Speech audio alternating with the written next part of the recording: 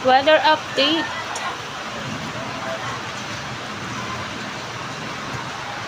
Ngayong araw ng Miyerkules, April 23, 2024. Ang oras po natin ngayon ay 4:56 PM.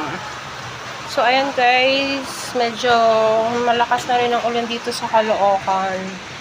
No, swerte pa rin kami dito dahil ganito lang kalakas yung ulan. Sa iba, bumabaha na. So, yung mga naapektuhan guys, no, especially dun sa mga province na binabaha na ngayon. Ingat po tayong lahat.